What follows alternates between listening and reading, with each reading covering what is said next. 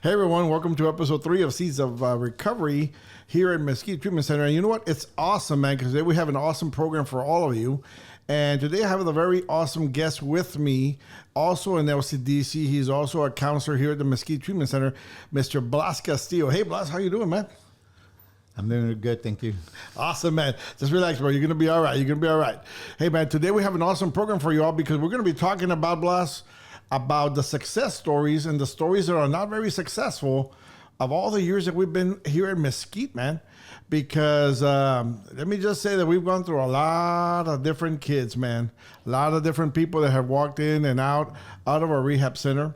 But I do want to let you all know that here in Mesquite, we do not believe in giving up on people, even if that means we have to maybe discharge somebody so that they can go somewhere else, so they can get better help than what we're offering.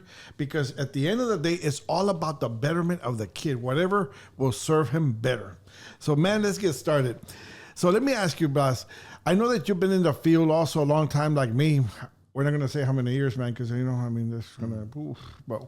But anyway, I do want to ask, what are some of the things that you have seen with the kids, maybe kids that struggle, or what type of kids, maybe the audience doesn't know. What type of kids do we get here at Mesquite Treatment Center, Yes, sir. So, obviously, the kids that we service are adolescents that are dealing with substance abuses.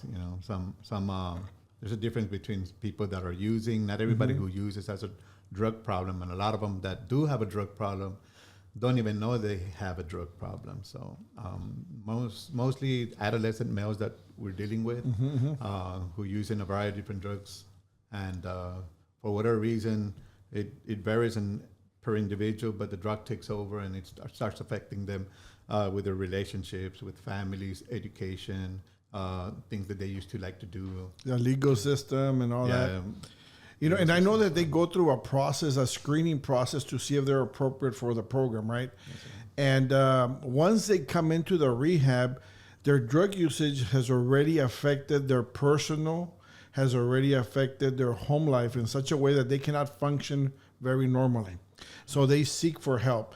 And I know that we have referral sources such as, probation, parole, CPS, tropical, schools, doctors, self-referred.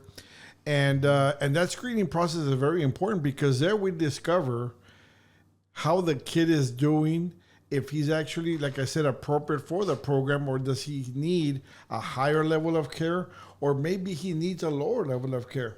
And we need to be careful that we make sure that we guide them into the right direction of where they need to go. Okay. Having said that, I do remember that there's kids that come in here and the expectations are high, but they struggle throughout the whole time that they're here. And I've noticed that sometimes they struggle because of a lack of parental involvement. It's like some parents have this mindset that, well, my kid is the one with the issue, not me. So you deal with him, right? And we're like, we need your participation. So what experiences have you seen of kids that have struggled throughout the program and maybe did not have a very good outcome at the end because of maybe a lack of parental involvement or something of that sort? Yes. Yeah, we've had several kids that fallen into that category, right? For instance, when we talk about addiction, it is a family disease. It affects everybody differently, but we also see several similar patterns, right? And sometimes when we deal with the adolescents, the one we are servicing, in many cases, we also have a parent who's also either using or for whatever reason are neglecting the individual. So when they come to treatment, like you mentioned, sometimes the parent says, you need to fix my kid, but then they don't do their part because they're working, they feel that they're functioning, so they think that their life is like they're managing their lives, and they just feel that the adolescent is the one who is the main problem because he's using substances and so forth. But sometimes when it comes to the family, that's just a symptom of the true problem that is going within the family. So yeah, we've had adolescents and kids here that for whatever reason, some parents are not too involved, Could be that parents are also dealing with their own issues. And so when they start coming to family sessions, we talk about communication, we talk about accountability, we talk about honesty and trust. And sometimes parents themselves are struggling with certain things, and sometimes they don't want to be too involved because they don't want their own issues to come about and be addressed or be confronted with something Yes. like that. Yes, and I remember that there was a kid that came in, and he basically just said, "Sir, what do I need to do to get out of here unsuccessfully?" And I said, "What do you mean? You have some days left. You're going to leave good." He goes, "Nah, have you ever been to my house?"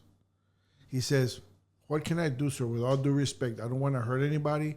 But I want to do something that will make sure that will get me back into the detention, back into the system, back into going back." And I'm looking at him, and it was just amazing. It was something to hear about a kid saying that he did not want to go back home. He'd rather be in trouble and be in jail than to be at home. And here you see this kid of a longing that he has, but he has no structure, no support in the home. Like you were, mentioning about some other things that come up. Yes. And I also remember another kid that just saying, "Sir, just on the arena of like, I'm going to be lost. I have no home to go home to." And I said, "What do you mean you have no home?" He says, "Sir, I don't have a home. I don't know where I'm going to go. Like, I'm going to be homeless." And I remember he was just breaking down, and his biggest concern was, "Sir, how am I going to make it day to day? How am I going to make it day to day? I mean, I'm here, and it's all cool and all. I'm eating, and I'm sleeping, and I'm getting to see people. But once I leave here, I have nowhere else to go." And that was heartbreaking. But you know what? Through efforts and through resources that are outside of Mesquite, of people and entities, right, that can help, we were able to find a shelter, a home for this child. We were able to find food and all these things. And this is what I'm talking about, that kids suffer when they come in here because they come in with two types of trauma. They come in with a physical trauma from their past, and they come with an emotional trauma. And a lot of these kids are being hurt. They've been hurt physically, verbally, sexually. They've been abused. They've been labeled negatively. And they're coming to an environment where it's very groundbreaking for them. And this is why the first days that they get here, Blas, right? They have to adjust, because in the environment where they're coming from, it was all like, well, nobody pays attention to me. People, I can just do whatever I want. People tell me that I'm no good, that I'm this and that. And they come to a different environment, and then they find a hard time adapting to that new environment. Yes. So they struggle. And you've seen it. Yeah. You've seen it, how they kind of like put up their guard and things like that. But then within time, you begin to see that the longing inside of their heart has always been, I want to be valued. I want to be recognized. I want to be accepted. I want to be, understood. Yes. And when we provide them that, it's awesome. But unfortunately, sometimes, and I say this openly, Blas, the parental involvement is crucial. It's key, man. This is why now we spend so much time emphasizing and meeting with parents. Yes. And teaching them, educating them on how to change the structure. I love a teaching that you do with the parents about the dysfunctional home, the normal home, and then you have another type of home that's kind of like a rigid, strict type of a home. Yes, and how when the kids come in, they're either in one of these two extremes. Either they're very laxed or they're very strict. Yes, and how to bring people and come back to the normal one in the middle. So can you just elaborate a little bit about some of the families that you have seen that have maybe vocalized and said to you an example of maybe a home that was very lax and there was no rules, no nothing, and then one where there was a lot of strictness? Yes. So I know that through time, they've been using different terminology to describe certain things, right? But it's real simple. There's a rigid home, which is very strict, and then you have a healthy home, where it's very balanced and they communicate, and then you have a dysfunctional home, but now they consider it more like an unhealthy home, right? But the word dysfunction is very unique because the word dis comes from a Latin word, which means pain, and then function is to function. So you have a family that is functioning, but they're functioning under pain. So yes. Can you imagine a teenager who's going to school, trying to do involved in sports and whatever, but yet he's trying to function, but he functions with a lot of pain. So yes. It's not a bad thing. So what we're talking about mainly is boundaries. The rigid home has strong boundaries. Only one or two dictate, which mainly are the parents. And then the healthy home is one that is balanced. There's a lot of communication and trust, and issues are addressed, and they talk about it. And the unhealthy home, they have poor boundaries. In other words, pretty much anybody can do whatever they want, and the consequences are not consistent. Yeah. So there's a lot of inconsistency, and it's very unpredictable. You're supposed to go on a weekend to the movies, but however something happened, somebody got drunk, somebody got arrested, somebody ran away, there's chaos, or you end up going, but then issues arise for whatever reason, and then don't end up going, Mm-hmm. And so you have that type of a family. So the goal is to expose each family to see where they see themselves. Are they either rigid, or are they living in a healthy home or unhealthy? So mainly when I introduce that, I introduce it to the families, like to the parents, like when you were growing up, who raised you, what type of home did you come from, Yes. And then from there, does it matter where you come from? And then the other one is the partner that you hooked up with and had a child, like who raised him? Like, did he come from a rigid home, or did he come from a very healthy or very dysfunctional home, right? And so from there, it does matter, but in a way it doesn't matter because, and I'll explain that in a bit, but also then I try to explain to them, like, now you both got together and you are creating a family. So what type of family are you creating? You know what I mean? Right. So does it matter who raised you? Yes, and in a way, no, because there's been families that I've known and people have addressed that they came from a very dysfunctional home, and the mother noticed how mom struggled with the brothers. All the brothers dropped out. All the brothers went to prison. All the brothers, struggled here and there. So she, even though she was raised there, she said, you know what? When I have my kids, I'm not going to tolerate this and so forth that my mom tolerated. So she went from living in this home to now having a very rigid home where the kids have to fall asleep at a certain time. They have to eat a certain time. They have to do certain things. So she became very rigid. Yes. However, you have people that came from a very rigid home that there was too many rules, too structured. They couldn't do this and that. They couldn't really communicate with the parents. So they decided to be like, you know what? They would always hit us for little dumb things. So they went from a very rigid home to a very dysfunctional home because they believe I don't spank my kids, I don't discipline a certain way. I'm gonna have them live in a way that they're gonna live like they live with me, like I was raised. They're gonna be raised differently. They're gonna live differently, right? And those are things that, like, wow. Now, can I address something real quick? Yes, go ahead. Real quick. However, in all those three homes, for sure, what it is all of them. It is a family, and in all of them there is love. There is love. Because a lot of them don't believe there is love.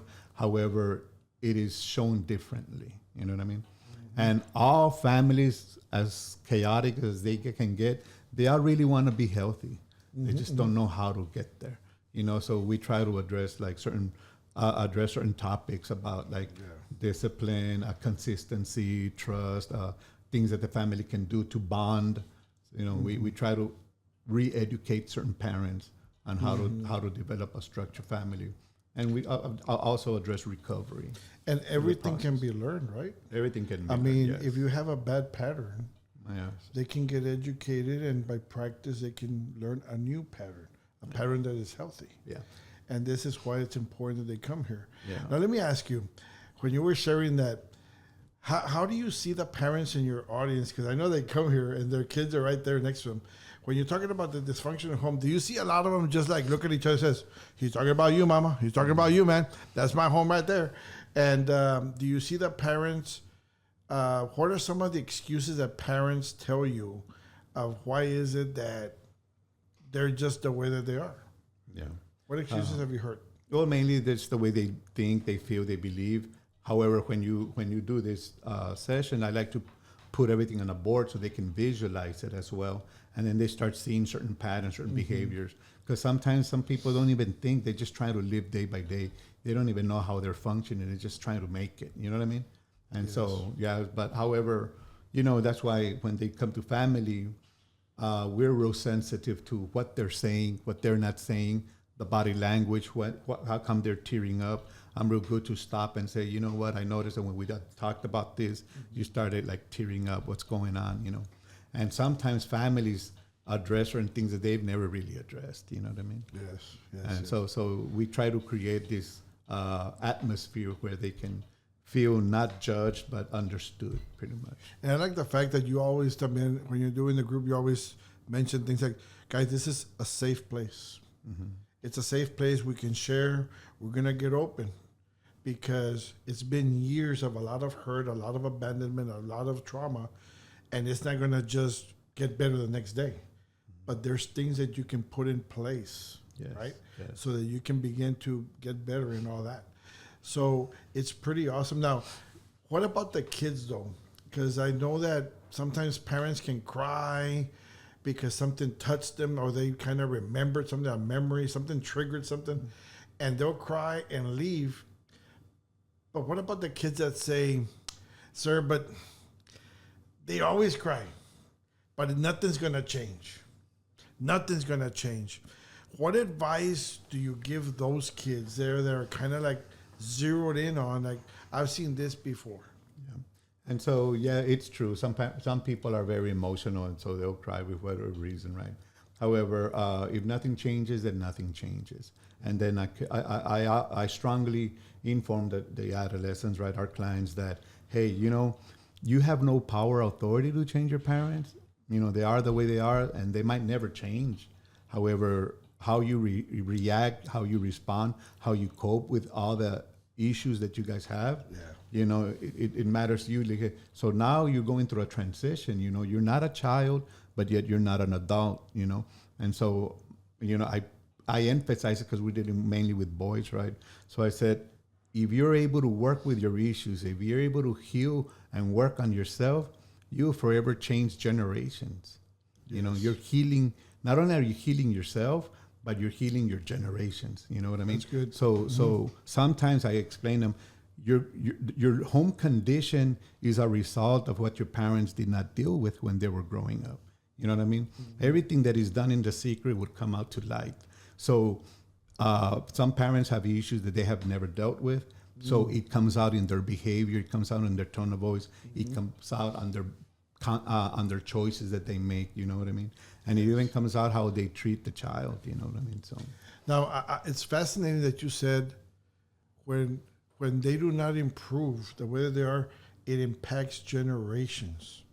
And I also love when you let them know, but if you make changes right now, what happens to the future generations? Oh, yeah, you forever change, and they will never experience some of the trauma that you went through. They will never understand what it is to be living in an alcoholic and an addictive home. They will never understand the intensity or levels of abandonment or abuse or neglect, should I say. So when people mention things such as to you, like, bro, this just runs in my family, man. That's just the way it is. It just runs in my family. Yeah. You can say, well, you can open the door and let it run out of your family and stop it with you, because you do have a choice. And as you begin to improve yourself, you're not just improving yourself, but the future generations, think about it, that are going to follow you, and it's just incredible to see. I mean, that's pretty awesome, man, to hear. Yes, sir. Now let me ask, I mean, since we're kind of dealing with the topic of how we have experienced certain things in rehab, a kid that comes in and just tells you, because I remember some that would come in and they were just like, I'm not going to make it, man. I don't care. I don't like it here. I mean, and first of all, I always get amazed and tickled when they say, bro, I'm tired of being detained. I'm tired of being in jail. I don't want to be in jail anymore. And I'm like, oh, buddy. I mean, hello. If you look around, this is not a jail. But to them, they're thinking, I'm going to another jail. They're just going to transform it from one jail to the other. And I'm not going to make it. I'm just being honest, flat out honest. I'm not going to make it. And so what do you do with somebody that's just adamant? Yeah. Que no la va a hacer, he's not going to make it, que he cannot do it.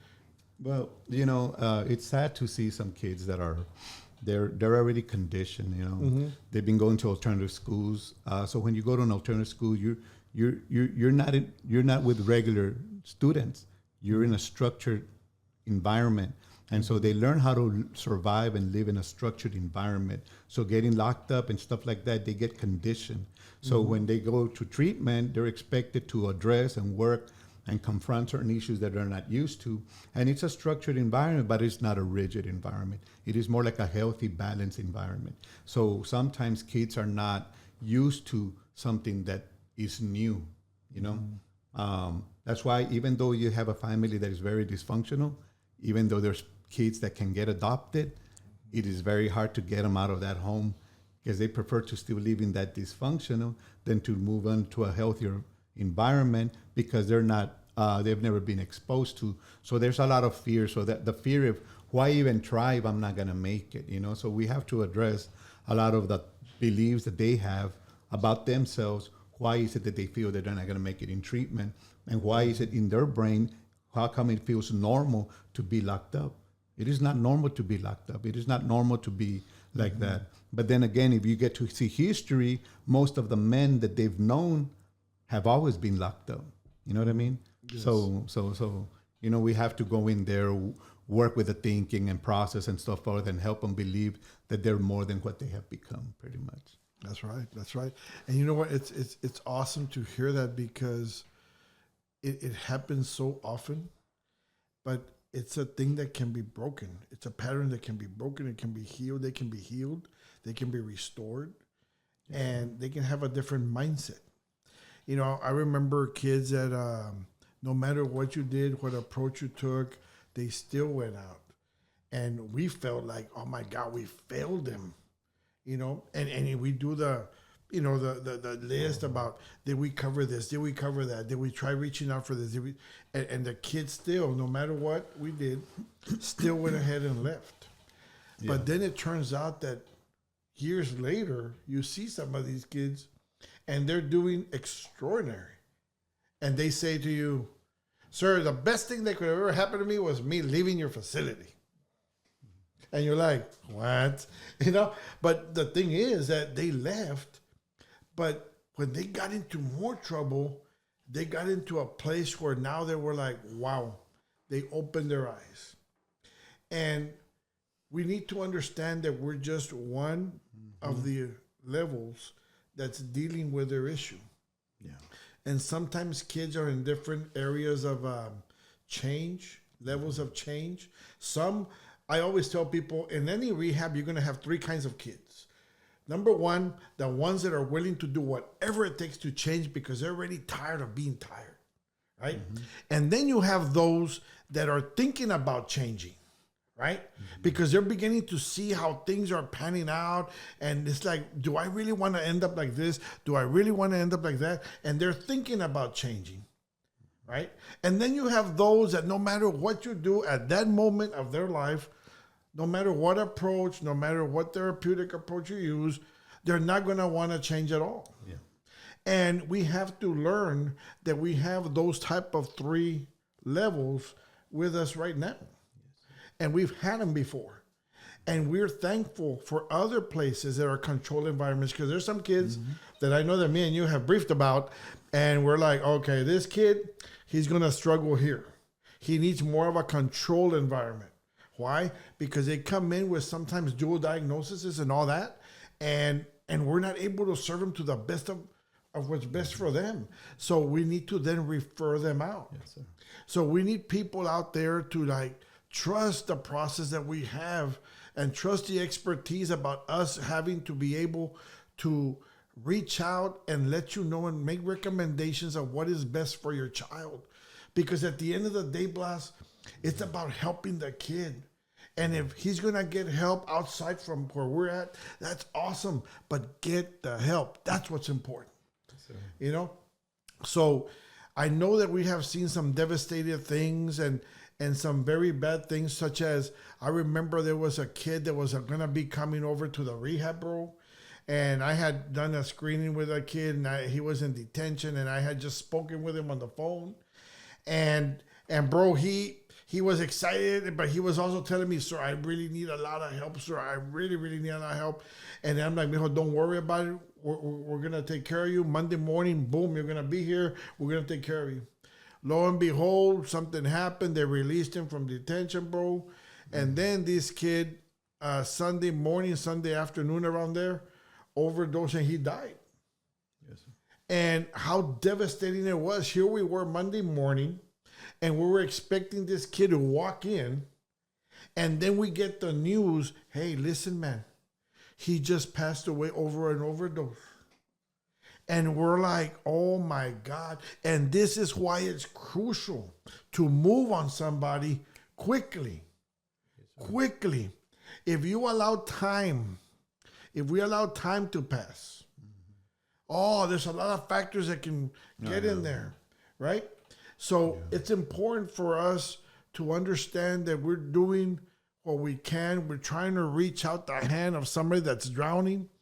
But, you know, unfortunately, we have also have seen some of the unsuccessful things, the hurtful things, like somebody passing away, somebody getting in jail, leaving the facility, and then you see him in the news. Oh, yeah. And it's heart-wrenching. But in the same token, when we look back, Blas, we've also seen countless of success stories as well. Yes, sir. I'll never forget the very first guy that came into our rehab. He came in, he was like 6'2", 6'3", big guy. And this guy they used to find him on the street, passed out, and they used to just drag his body over to the curb. You know, he gets here, and he was our very first client. And this guy, man, a lot of people spoke negative about him. He says, has he run yet? Because he's not going to make it there. I can tell you that right now. It says, give him a chance, give him a chance, give him a chance. This guy's dream was to go to the military. So guess what? He only had his mom. He only had his mom to support. So all of a sudden, the day of the mom coming and picking him up, we were there, and the mom shows up, and the kid's excited. He's sitting down in a chair. And then all of a sudden, man, the mom says, I'm not going to pick him up. He's dead to me. And I don't care what you do, call CPS, go, you do whatever. But this guy, he started cussing at him, using profanity against his own son. He says, he's dead to me. He has no home, nowhere to go. He had no family here. All his family was in Mexico. So he's sitting there. You can imagine, just shocked to hear the mom saying, I don't love you no more, and blah, blah, blah, blah, blah. We had to escort the mom out. And this kid is sitting there, Blas, and he has tears in his eyes. And I'm like, what just happened? Right? Mm-hmm. Because now the mom was supposed to pick him up. Now he has no home to go to. The mom just disowned that kid. And he's looking at me with tears in his eyes. And he's saying to me, he asked me this question, what do I do now?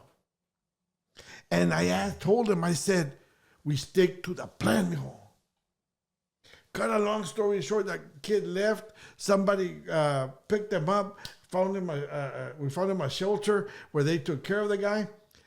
Well, years later, we were celebrating our anniversary, and through social media, we get a video, and it was this guy. And he says, Blas, he says, hey, sir, you remember me? He says, I've traveled the world. I'm a sergeant. And I'm like, what? He says, I met my wife overseas. And I have 2 beautiful daughters. And I'm like, oh my God, man, how awesome to hear that he stick to the plan. There's some good things that will happen, Blas, when we stick to the plan of recovery and do not give up. The family that took him in, God bless them, man. Yes, sir. Because there's families out there that maybe cannot have kids, but they're willing to take in somebody and treat them as their own. and love on him and pour life into them. And later on, just like a seed that you plant on the ground and you water it, it's going to grow. And now you see him, and I've seen him now. He does martial arts. He rides horses. I mean, the guy is just like lit up, all happy and everything. I've met another guy who was also in our rehab, and he was always struggling, didn't have no family support. Came from a low, very poverty level, home. And now he's a main manager in a convenience store. And he's the one that takes orders. So I'll get there and he comes up and he says, "Hey, sir, what's going on, man?" He said, "Let me show you a picture of my family." And he has his wife and kids. And he says, "Oh, sir, just weeks ago, Blas, a guy comes up to me that he got out of here successfully. And he has his family now. And he's working at a gym." And I went to the gym that morning. I mean, I have to go some more, right? But anyway, I went to the gym that morning, and I was about to go and pick up my wife and go to the beach. And he says, "Hey, sir, I just came to pick up my paycheck here. I put in my request. Also, I want to be able to become a supervisor here in this gym." And I said, "Wow, that's great, man." He said, "What are you doing?"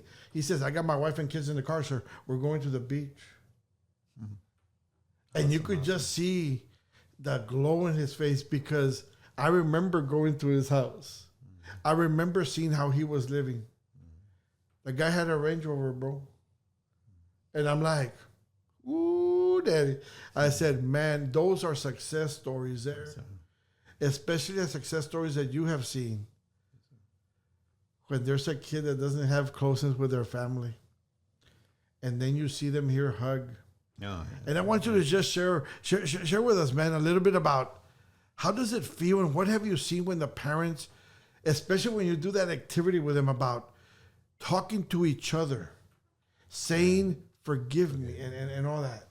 Can you just share us? Yeah, it's a simple activity, but yet it requires a lot of courage is the word.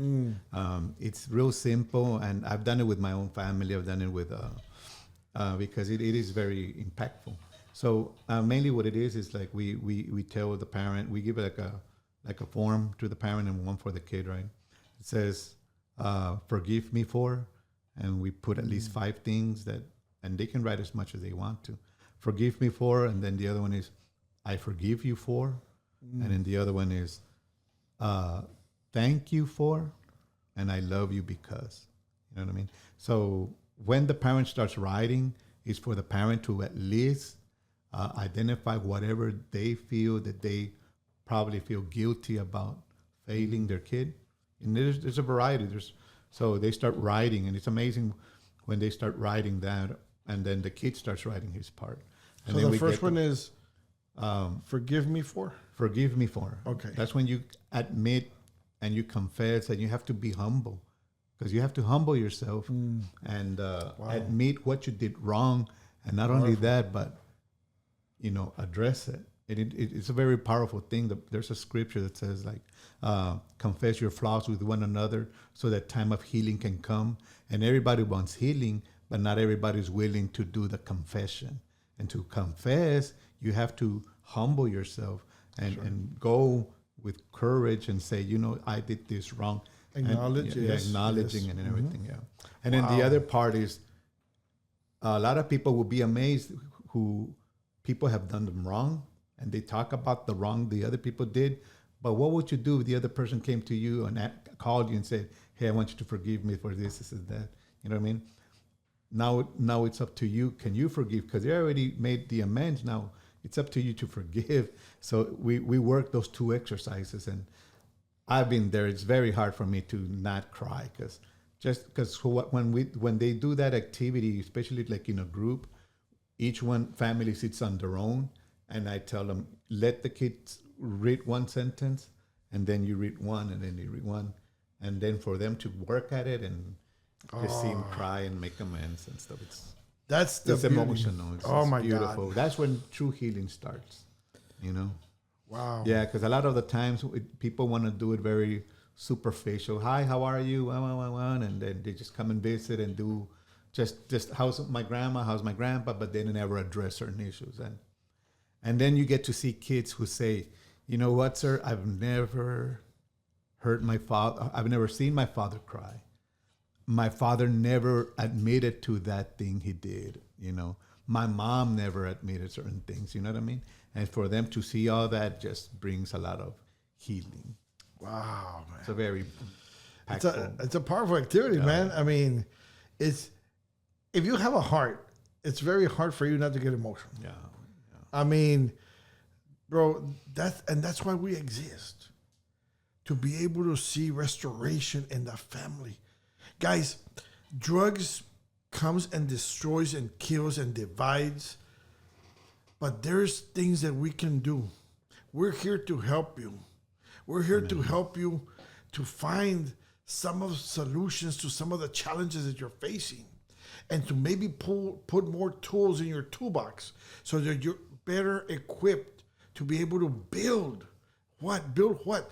Build your family, build your trust back, build relationship with your kids. This is why it's important.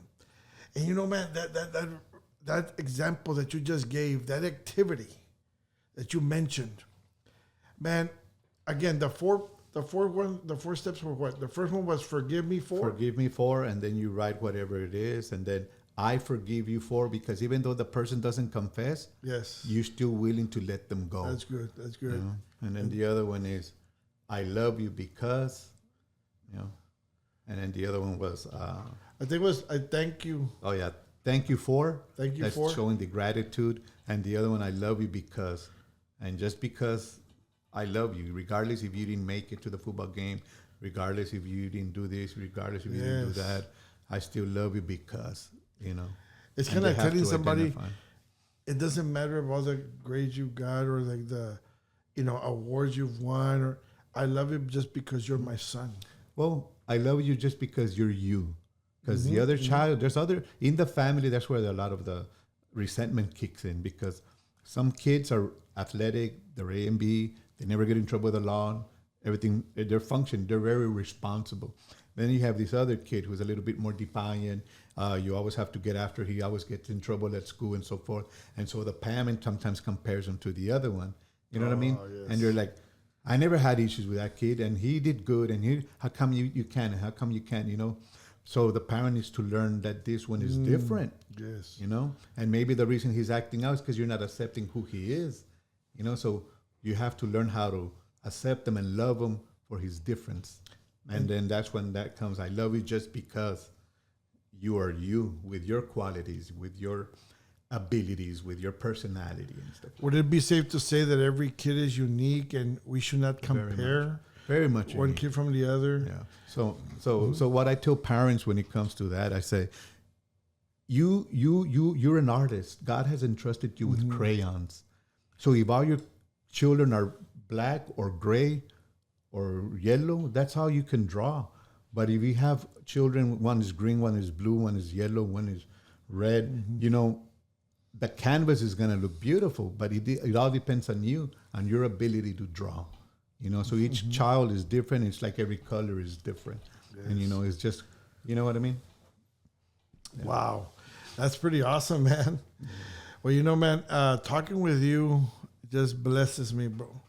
It blesses me with the knowledge and experience that you got and how good of a job you're doing here at Mesquite Treatment Center. And I got to tell you, bro, these practices that you heard today, like the 4 things, you know, forgive me for, I forgive you for, I'm thankful for, and I love you for, those 4 things you can practice in your home and try doing it today. And if not today, tomorrow. But get that done. What will that do? That will bring the families closer together, because there's one thing that we even teach people not to do, and that is don't build up trauma or hurt in you.